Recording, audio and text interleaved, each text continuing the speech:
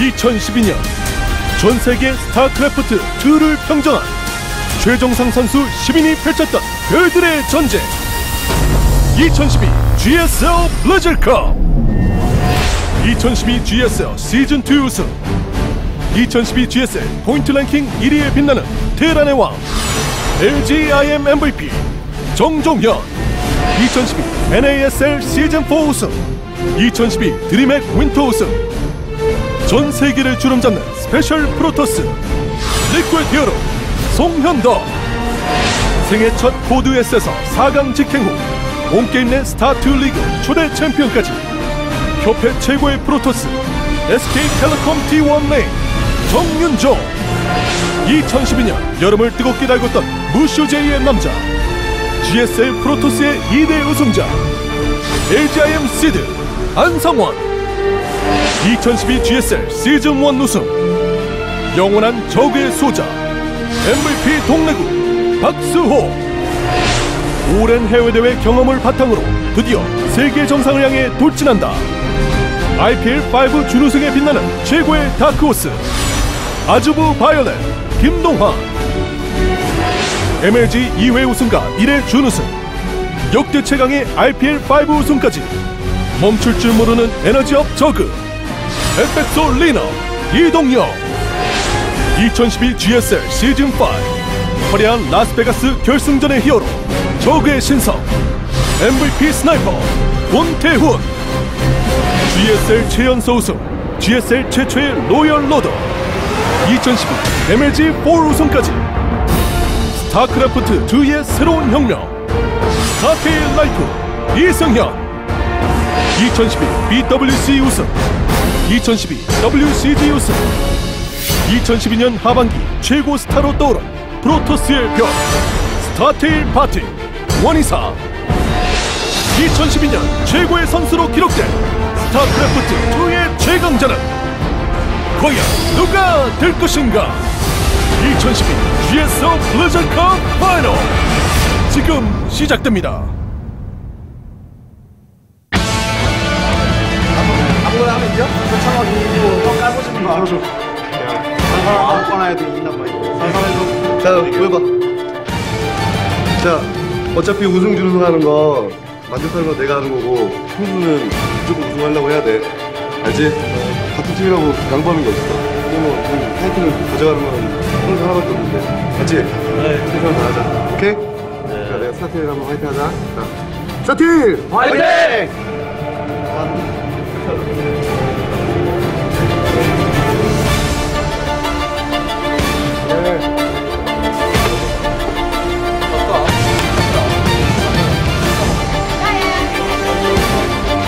여기까지 오케이. 야야야야 얘네 데리고 자리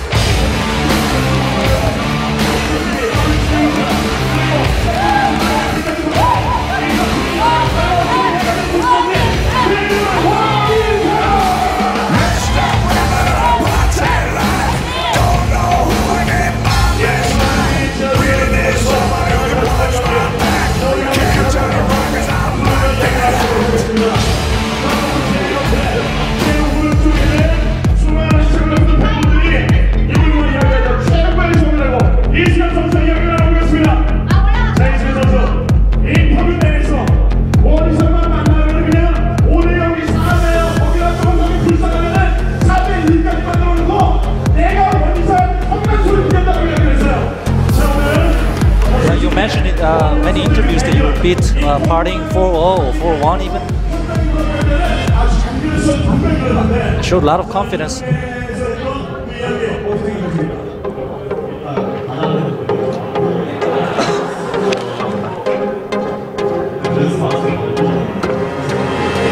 Since I made it to final, I mean to win it.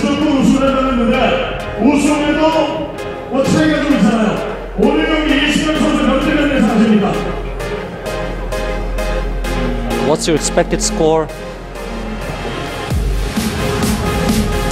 I expect 4-2.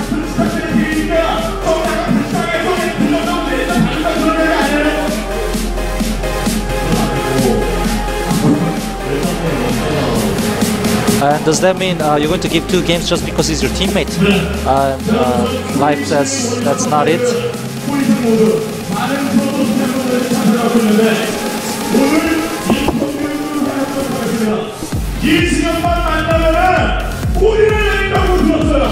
No, the rumor is you're afraid of life.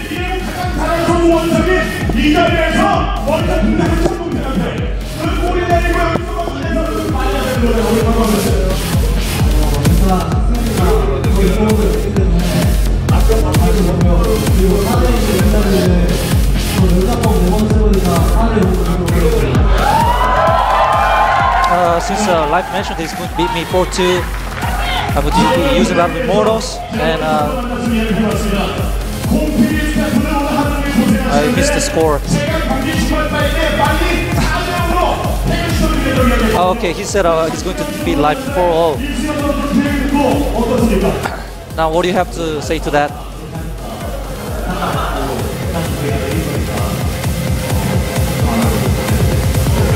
I don't care what he says. He's not going to be able to achieve that. I'm going to win no matter what today.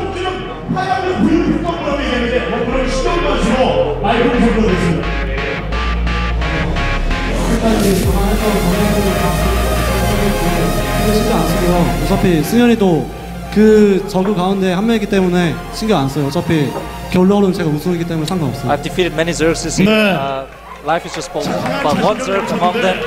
I'm confident that I'm going to win today. 이승현 선수는 GSL에서는 우승을 좀 한 차례 했습니다만 상금 부분에서 지금 원희삭 선수에게 뒤쳐져 있거든요. 원희삭 선수 이번 대회까지 가져가면은 제 최고 PartinG is ahead of you in terms of total prize money. He has won. If you win today, that's going to change.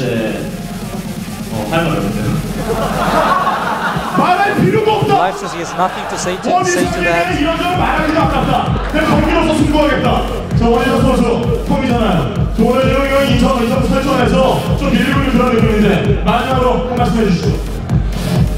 형이 이보다 세살 더 많으니까 I'm 3 years older than you. 해주면서 제대로 이기를 하면서 결국 형이 So I'm going to go easy on you. Of course I'm going to win.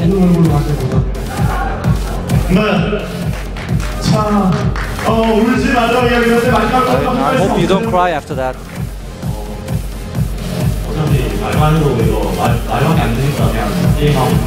I like to get into the match as soon as possible. This is just all talk and talk. It's nothing. So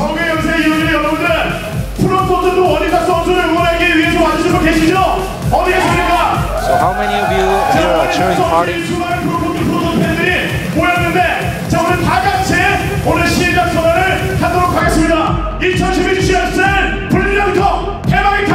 We now begin the finals for 2012 Blizzard Cup.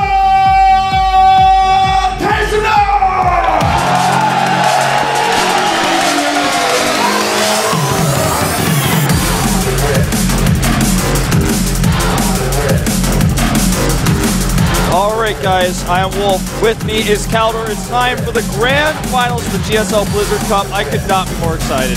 This is gonna be epic. We had PartinG dominate Zergs left and right the entire Blizzard Cup, and now he's up against his own teammate, against Startail, the Zerg player who most likely encountered his immortal push more often than anyone else in the entire world. You know, man, I really like what Life was saying in that interview, just being like, I just want to get the game started. This is all just talk to me. I don't care what you have to say. I think we are going to see some crazy strategies by both players here because, like you said, they're teammates, they know each other. The Immortal push is super strong. PartinG seems unstoppable with it, but Life has practiced against it over and over and over and over again. This is going to be so exciting. As you already said, we can expect a lot of strategies. PartinG showed us against Violet that he is really a player who can come up with new strategies. His mothership timings were awesome. He showed us different styles on every single map, but he's up against Life now, and as you already said, he has so much experience against the Immortal push. He has to have an ace up his sleeve. I think Life is going to have some all-ins prepared. We've seen really fast layers item. We've seen Nidus network play. We've seen all sorts of Baneling busts from in the old past. I mean, he's a former ZX player after all, so you got to expect something like that. But I think if we don't see any all-ins from Life in this series, I would be really surprised. It's going to be really, really epic, because right now these two players, they have thought about the games for a long time. PartinG has practiced this matchup over and over against every opponent. But this also makes him, I don't want to say predictable, but it gives Life even more material to work with. Of course, he has practiced with PartinG, but now he can see exactly what PartinG did on each and every single map in this specific tournament. You're absolutely right. This is going to be great. It's hard to call, man. Really this is actually sick. Now consider, PartinG has not only shown the Immortal all-ins, he's shown really fast 6 gateway timings, he's also shown the late game, he's also shown 3 base timings on Tomb Valley. You just don't really know what to expect from this guy. He can even throw a Stargate at you, you don't know. Exactly. Here we have a quick overlook of how the players got here. This is of course the results of Group A, where Lenok took first place. Yep, he took first place, but was not able to make it to the grand finals. PartinG, on the other hand, would advance to the round of 6. That was his path on the way here. It was really close for him. DRG screwed up a little bit in the best of 3.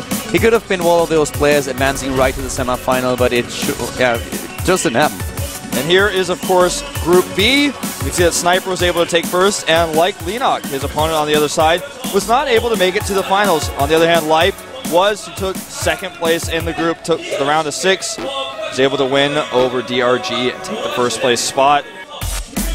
And the Protoss players really struggling here, and here of course the round of 6. We had Life advance over DRG and PartinG in this epic series against Violet. It was so entertaining, so many comebacks, and a little bit heartbreaking to see Violet lose on the last map with him forgetting Pathogen Gland, something that he showed on the production tab in the last second before that. It could be Violet who's actually here right now instead of PartinG if things had gone a little bit differently. Who knows, man? But that was a close series, a tight series. The closest one PartinG really had. Besides that one, he was actually able to dominate in the match against Sniper, which we're about to see. Oh, actually, no, you can see it already at the bottom right. 3-0 against Sniper in that best of 5. Yeah. 3 Immortal builds in a row. That was crazy. That was PartinG laying down the law. He was like, okay, you may have been able to stop my Immortal push in Code S when we played in the group stage, but right now in the Blizzard Cup, you will have no chance against me. He even mixed it up a little bit with those 18 sentries on Abyssal City. I mean, come on, this was crazy. Yeah. And his micro was incredible. Check out that trophy, by the way, that's insane. But here is Life, the Startail Prodigy, the Royal Roader. You can see his road here. He had to play 2 ZVZs in a row, so on one hand, that means he hasn't been practicing for this matchup that much, but that also means that PartinG hasn't been practicing against him in-house, and beyond that, he's been able to study PartinG's build, whereas PartinG has not been able to study his. I feel this is as good as a ZvP can actually get. This is pure, man. This is really pure. This is the match that has been dominating the scene lately, the Zerg versus Protoss, and I feel now we have 2 players who are on top of their shape. They are the best players for Zerg, for Protoss. They know each other well, they know the timings down to the last T. This is going to be the best ZvP that we have seen in a long time. It may be the best ZvP the world has ever seen. My life for life. I gotta love that one. Now here is his opponent, though, on the other side. PartinG, the last Protoss in the round of 6, the only Protoss to make it all the way. And this guy, he is not in Asia. He has not been stopped in any tournament he has participated in the last 2 months. No one can stop this guy. PartinG is just on a roll. The Soul Train is on its way, and who can stop it? Is Life really the one who is able to stop the Immortal push, to stop PartinG and finally claim victory against him? From the games that we've seen from PartinG so far, I doubt it a little bit, but if anyone can beat him, then it has to be Life. Absolutely. These are the 2 players I would have hoped to see in the finals no matter what, and we get that treat. We have this opportunity to see a bunch of fans for PartinG here. Yeah, a lot of fans here, a lot of signs, a lot of excitement. the awards that we had earlier, the entire teams, everyone was here, all the players, few of the teams left, went back to practice for the next tournament, but so many of them are still left here at the venue. And here, of course, you can see our maps for the final, for the best of 7 between Life and PartinG. Now let's mention that 2 of the maps that are really good for Life are actually in Game 6 and Game 7, Belshire Vestige and Abyssal City. So only if the tournament goes that long will we even see those maps. On the other hand, Whirlwind, a map we'll see no matter what, is pretty good for Life, but Entomb Valley, on the other hand, is also in Game number 5. So a lot of these maps that are leaking towards one race over the other, and win rates are actually just possibly not going to be seen. Yeah, that's definitely true. And what I want to say about PartinG is that on the maps that you just mentioned, he mixed it up. These are maps that are very known for a specific strategy for Protoss. And what really impressed me about PartinG's style against Zerg was not his Immortal Push. We all knew that the Immortal Push is just so spectacular when he executes it. It's his patience in battles, how he saved those Colossi until all of the Corruptors were gone to engage. It's just something that you don't see a lot these days. So his unit control in a fight and his patience and caution is something that really stuck out for me. Look at his win rate on Abyssal City. Yeah, it's a newer map, but it's a map in every matchup process. Despise. PartinG is 4-0 in all matchups on that map. That map does not present a challenge for him. There's a shot of the man himself, the Soul Toss. This must be so exciting for the both of them. I mean, for StarTale, it's awesome to have 2 StarTale players in the final, and finally they are breaking the curse. I think PartinG already did it in the past, but still, it's like nice for them to know already that they will not end up only taking 2nd place, but also have the I winner. have to say, though, you know, even though we're going to have one of them to be the winner, there will still be a StarTale player in 2nd I know that's why he said it's not only 2nd place. Yeah, of I thought about that. Yeah, this time you don't trick me. I didn't catch you off guard with that one. You were totally prepared. You read my mind. I was actually about to run into the trap, and then I'm like, oh, wait a second. You backtracked, man. You were like that deer who was like, this just seems a little bit too quiet, steps away from the trap. Yep, and here we have the 2 of them. For those 2, it's not too quiet. They are in one of the most epic tournaments that we have this year. We had such a huge and massive lineup. It's a little bit sad the Terran players were underrepresented here, that MVP could not do well in his group, but still, this is a really awesome final. These 2 players are like the iconic players for the race towards the end of the year here, I feel like. You know, there are a few players who tried it. Sniper was close. We had Rain, who was really popular, the OSL champion. We had other pros, even C, trying to make his way through the group. Think about how many people actually thought that Sniper would completely take PartinG out. They said, well, Sniper played him before. PartinG saved his Immortal Push against players like Hyun in the IPL Fight Club because he wanted to save it for Sniper. Then Sniper takes the series without dropping a single map, and everyone, not everyone, but a lot of people looked at the matchup here at the Blizzard Cup and they were like, well, he might have been able to win against Violet like this, but if he now faces Sniper, Sniper's going to crush him. And it didn't happen. It didn't happen. The opposite, in fact, happened. Yeah. And it was pretty insane. It was crazy. It was just him demolishing Sniper. And now you have 2 players here. You have the Royal Roader, the guy who was able to get into Code A, advance directly to Code S, and take the title in his first season against a Protoss player who undoubtedly is the best Protoss in the entire world right now. This guy won everything. Everything. He is unstoppable. Well, I guess you can argue that he didn't win a GSL just yet, but I think it's only a matter of time. Yeah, it's only a matter of time, and whether you count this a GSL or not is up to you out there, but this is the GSL Blizzard Cup, and he may take this title here. At the end of the day, man, it all comes down to this best of 7. We've been through an amazing tournament. It's been a hardcore days of groups after groups. These players battling it out for an entire long day, going into that quarterfinal, then the semifinal, and now here we are at the end of the road. Exactly. Life, on the other hand, I mean, we had a lot of banter going on between the 2 of them, but if you just look at their game history in general, Life was not really successful against PartinG so far. Most of the games that they played, being it in the IGL Pro League, being it in the KSL, or also at the MLG Championship Tournament, every single time, PartinG was the one winning the series, and Life in those engagements did not even take a map. So that's something that you also have to consider. But I feel that since then, Life matured a lot, and his playstyle also evolved. So PartinG now is up against the best Life that we ever had. Yeah, the best Life we've ever had, man. And you know, I feel like right now in esports, everyone's living the best life we've ever had with all the Starcraft content coming out, with all the amazing players they had. Yeah, there's some unhappy Terrans out there, but I don't know what to say to you guys, but maybe your race is going to get it together.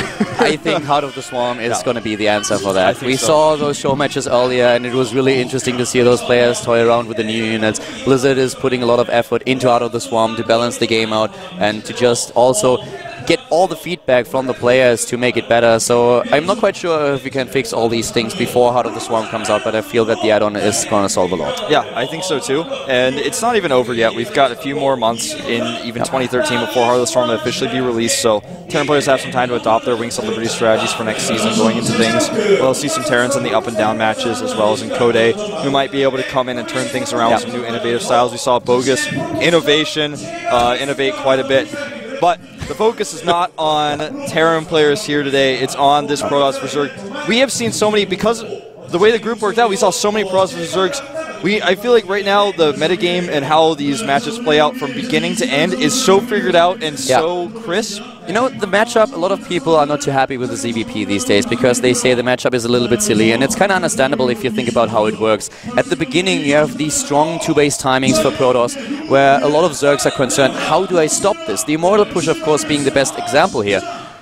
And we have Autograph Guy on Autograph camera. Guy, man. If you guys listen to our cast, then you know who that is. But yeah, coming back to my point. The thing is, early game, 2-base timings, very, very strong for Protoss. The Immortal Push being the best example. So a lot of things that you can do where Zerg are kind of helpless. But then the game turns around after you pass this phase. If you have your Infestors out and can stop pushes, Protoss has to try to hit a timing before the Brood Lords. If they can't do that, then suddenly the Zerg gets such a momentum that for a Protoss player, it is so difficult to take the game. Yeah, you know, you have to rely on your Vortexes, maybe some Warp Prism harassment, try to kill the Greater Spire before the Brood Lord count gets to be somewhere between 10 and 15. PartinG has tried it. He has tried different timings, he has tried different strategies, and against Violet, he was also successful with it, but it's just this thing that you have going on in this matchup where a lot of people are not happy. One of the players who really put a lot of thought into this is actually Moro. He released a very, very interesting post about strategy, like I would say a month or maybe 2 ago, where he said that it all comes down to micro decisions and macro decisions. With force fields, for example, you have a weapon in the arsenal for a Protoss player that if he has perfect micro, it's nearly unbeatable because you can't approach it right. Yeah. But on the other hand, if the Protoss player messes up at one point just a little bit with force fields in the early game, then suddenly the entire swarm is just gonna crush him because there are too many openings, there are too many units, then it's a numbers game. The Protoss player can't really win it. So if you're not familiar with this, look it up on Google. I feel like the story is still around. He released it on Battle.net if I'm not mistaken. That was a very, very nice piece of work. Very comprehensive. Exactly. I mean, anything you see from Maro is going to be quality. Exactly. He has a very good grasp on the game and tries to be as neutral as possible.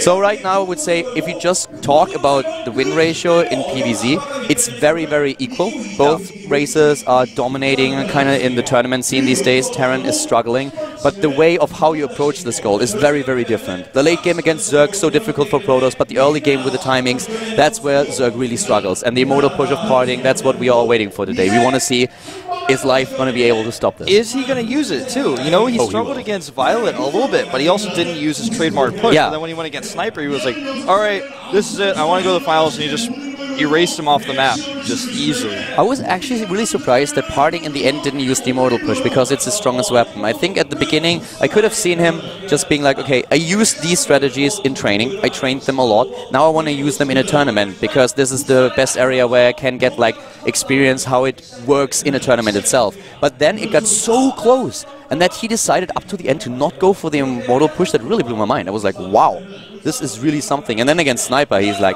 calm, in your face. Yeah, it was a total smackdown. There was no chance. I felt sorry for Sniper in this series. I really did. But guys, we are getting ready. It's the Blizzard Cup 2012. We have a ZvP. We have Life versus PartinG. Daybreak, as seen before, is our first map. Well, it's gonna be good. Get your popcorn ready. Yep, get your popcorn ready indeed. Team kill, Zerg versus Protoss. It all comes down to this. Make sure that you are getting on Team Liquid, posting on the live report thread. Make sure you are posting on Twitter and hashtagging GSL. Make sure you add 2 very important Twitters to your tweets. That's at GOMTV and at Starcraft. We are jumping into game number 1 on Daybreak. Life against PartinG, the grand finals of the GSL 2012 Blizzard Cup with Outdoor Vault.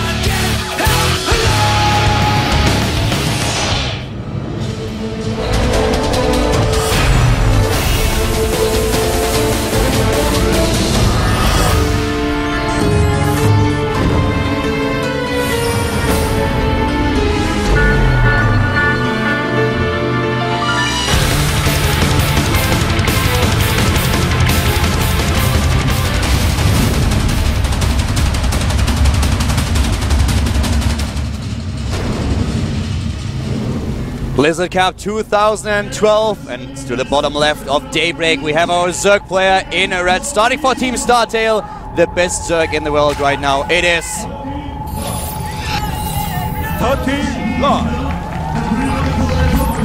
We all knew that life is good, but we didn't know that it was that good. Yeah. So I'm going to get this guy an LG sponsorship. The top right, in the blue, another Startail player. You call him the Pink Panther Protoss. He is...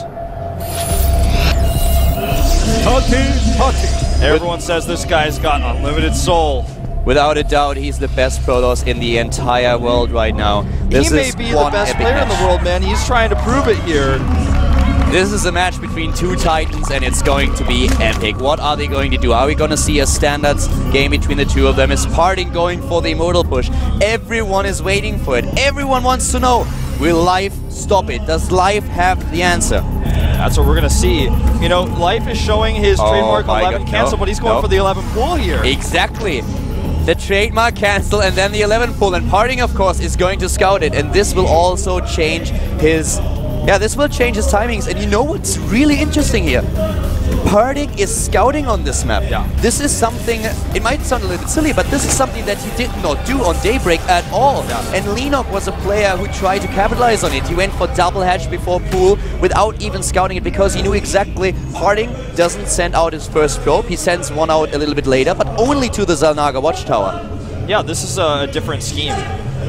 And yeah, now has to go Forge before Nexus. He can't go Nexus first. It's impossible to hold with that. You know, this is so cool, because this already shows that they know each other so well. And Life was probably a little bit shocked to see this probe in their face. He's like, what? You're actually scouting? I mean, I'm still fine. I have an 11 pool. I can pressure you a little bit. Your timings are going to be ruined. But at this point, he did not really expect his opponent to go for the scout. You know, at the very least, when you go for an early pool, like an 11 pool or a 10 pool, you force the Forge first. And you may not actually do physical damage, but you are going to force their build to be shaken a little bit. It also shows how much respect PartinG has for Life, because it shows him immediately that he knows that this guy has no respect for anyone, and he could go for a 6 pull even on this map. So he's like, okay, usually I don't do it, but against him, I have to. Yeah, he's got no choice. There's the Photon Cannon going down, of course, and the gateway. He's going to need to make potentially a second gateway here to block. There's a pylon, or probe hiding in there. He's not going to make a pylon, but he will go and check to see if any gases have been taken. The Lings are already on their way. He's actually just splitting them here. He doesn't need the second gate. He's blocking with a probe, and this is something that Life spots immediately. So he's like, okay, well, there's nothing that I can do at this point. The probe's still in the main base here. The hatch now at the natural for Life. Yeah, he wants to see if there's any gas going off one base that he might need to be worried about. Probe is on its way. And speaking of which, he's going to see it. He's going to see that gas, and there's no third hatchery. Sees the gas, no third hatch at this point. And he's going to be able to see that too. Yeah. Oh man, Life is going to have to alter his build here. He may have been thinking of a Speedlink follow-up to put on some pressure. You know, the Zerglings were just not in a position where they could intercept the probe, so all the scouting information that the PartinG has, it's all there. All the pieces to the puzzle, he has them, he knows no third base, but you go for gas. Look at that. Yeah, he wants to be very, very careful here. There are different styles that you can play. Life could go into meterless play. We'll see very soon when he starts his tech, if he adds the additional gas, if he even builds a few spine crawlers to just wait. If he goes into a faster build because he wants to be safe against an Immortal push and decides to take the third base with the safety of the Infestors. He could just go into speed and then play it safe. These Lings have an opportunity to run in here, but he doesn't realize it. Stargate. Stargate is the choice. No Immortals on game number 1. And here comes the lair tech for his opponent. No scout on the Stargate. He doesn't know about it. So at this point, Life is really in the dark. He doesn't know what's going on. But with how fast he techs, he should be able to be completely prepared for this. With a third gas going up, it looks like we are going to see Phoenixes. Fourth gas goes down as well. Probably not Void Ray into Phoenix, but just straight hidden Phoenixes because he knows Life is not seeing a Stargate at all. There comes the additional gas for Life now, and he has he's up to 4 extractors at this point. We don't see a third base for him just yet. Oh, that's Sentry. Be interesting to see what exactly his tech transition is. That was a scary moment for that Sentry, but he pulls back in time. Now, what's it going to be? Phoenix first, I assume? And yeah, Phoenix first, he's going to hide him. I want to see what Life is going to do, because he could go into Spire, but the Infestors are the much safer option. Spire is something that you can make work on this map. We always reference Virtue against Creator, which was a really interesting series that we saw at BWC in Shanghai. But Live taking such a risk, I rather see him go into the Infestation pit. Yeah, there it is. He's also going to show the Phoenixes, interestingly enough. Despite the fact that Overlord did not see a Stargate earlier on, he's just going to go and show them. Rallying across the map, starts the second Phoenix. He's going to be able to scout with this, the Infestation pit, and we'll be able to alter things accordingly. He's probably going to start his Robo very soon. There's the Lair Scout, and he sees the Infestation pit as well. With the Phoenixes, you have not only the option to just take down Overlords and kill a few drones, maybe even a Queen, but you can always get the scouting information, and they are important. He needs something to see what exactly is going on. So kills an Overlord here, nice micro on the Phoenixes so far by PartinG. And all the scouting information. He doesn't know about the third yet, but he will. Yeah, now he's gonna find out. He flies by, he sees it. And now he knows, oh wow, that's a really late third. So as long as I hold your pressure with your investors at my third, I should be okay here. But without Colossi, it is going to be a little bit tough. Because what will likely happen in the next few moments is PartinG will take his third base. He'll start to wall it off and get cannons. No, actually, he's adding gateways in his main base, though, instead. He's not going to take a third right away. That's not what I expected. Yeah, me neither. Usually with this style, when PartinG decided to not go for the Immortal push, we've seen him take a third base so often in this matchup. So he apparently really tries to go for a very strong two-base timing here. Takes down a few drones. Harvesters are not a problem, but loses one of the Phoenixes in the process. Yeah, a bit overzealous from one of those Phoenixes. You know, I have to say, this is not going to be something that Life expects at all if he really hits with a heavy push. And this is kind of what it's about. It's not only about playing a straight up style and playing the solid, but to surprise your opponent. These are mind games that we are seeing. These players know each other. They practice with each other. They've encountered each other countless times. And now with a different style, with the party using a different style here, that could be so important for him. But it looks like he's going for the third base after all. He's just playing it a lot more safe and later than he usually would. Yeah, you know, what happens next is he'll take this base, he needs to wall it off, get a lot of cannons up there, and then when the investors come, they're going to realize that, hey, I've got a moment where I can maybe push my invested Terrans. That's where the Colossi come into play. And he goes straight into the Twilight Council, which is of course so important. If you are really going for a style where you want to have a third base, you need to make sure that you have Blink. You also want to go for the +2 attack upgrade, but Blink is really important here. In case your opponent is trying to attack you, you need to be a little bit more mobile than you already are. Yeah, very true. Observer for Colossus, in fact, that's very conservative by PartinG. Wants to have all the vision in the world about what's coming. That Phoenix might be out of luck. Well, he needs to fumble that. He's not going to. He's just politely asking the Phoenix to leave. Few cannons go down here too. In fact, we're going to have a slight run by. It doesn't matter, there's a Zealot and a cannon. He will get that pylon, and one of the cannon had to be cancelled. Zealot is in hold position here, so no problem at all. The piling goes down, but that's it. Fourth base already for Life. And you know, Life at this point will be pretty confident in what happens here. We talked to him after PartinG was able to win against Sniper, and I asked him, what exactly do you think about the Immortal push? And he said, oh wow, it's really, really strong. I actually think it's too strong. So that was the one thing that he was really worried about. I feel, even though PartinG is like a boss in the end game as well, in the late game, this is a scenario that Life is much more happy to encounter. You know, it feels like, to be perfectly frank here, it feels like when you phase PartinG's Immortal push, it's in the hands of PartinG's sentries whether you live or you die. Yeah, and this is why we saw this different opening for Life. So now we have this wall that you already talked about, Wolf. We have the wall at the fourth base, at the third base, he's trying to go for it. At the same time now, the Spire to get the Corruptors out, and of course also to get the Brood Lords later on. This is the composition that you try to head into. Yeah, and these are the Infestors that are moving across the map that I was talking about earlier as well. He wants to trade Infested Terran Energy for some really good, not fungals, he may get a fungal or two if he gets lucky, but he wants to try to take out units. Yeah, this is why the risk that you run. It's so risky if you actually do it, and he's going to pick it up. This is really smart. He sends one across, but he has to retreat with the rest of them. Wow. He's going to lose 4 here potentially if the chase is good. Blink is almost done. Yeah, those Phoenix have to be really careful, but here come the rest of the army, and the Infestors are dying. At least 2 additional ones. He will be able to take them out, no problem at all. This attack by Life did not work. Yeah, a Phoenix for an Infestor is actually a pretty good trade in this type of situation. The Lings are coming for a run by, but the Zealot again is ready. He needs to protect that Colossus though. Nice blink forward. He's taking out so many Infestors. This is actually really critical. There are 2 cannons in place, but they're not walled off. They're very exposed. The cannons are exposed, swaps in a couple of units at the same time. More Infestors are dying, trying to save themselves with Infestor Terrans. But here comes PartinG. The force fields are good, shielding him against the Circlings. At home, he defends with those Stalkers. Well done by PartinG so far. Yeah, he needs to make sure he blinks those Stalkers back, of course, at the third base. He does. Saves them, and now he's got a really strong army going in here. The thing is, he's down in supply, but I feel his composition is perfect until those Corruptors get out. He's got a window. Will he use it to attack, or will he use it to take a fourth? He's got a choice here. He's gonna fall back and just try and do a bit of a timing later against the Broodlords, I think. At this point, we don't even have the hive that check. Colossus is rallied poorly here. He's gonna lose it for free. That was not good. This was a problem against Violet that we saw with his Colossi rallies. Dungalo.